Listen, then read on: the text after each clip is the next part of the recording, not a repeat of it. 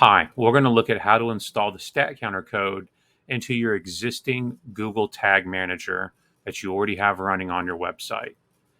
In the lower left-hand corner, go to the gear icon, Project Config, and then Reinstall Code.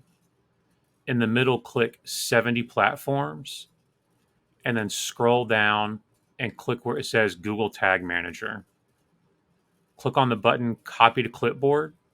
And now we're going to go to the Google Tag Manager website, which is tagmanager.google.com. Click on your container name. In the upper left-hand corner, click Add a new tag. Click Tag Configuration at the top and pick Custom HTML. Paste the Statcounter code. And then at the bottom, click Triggering.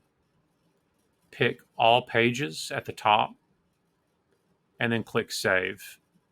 You can give it a tag name or you can leave it as whatever is there, and then click Save again, and then click Submit and Publish.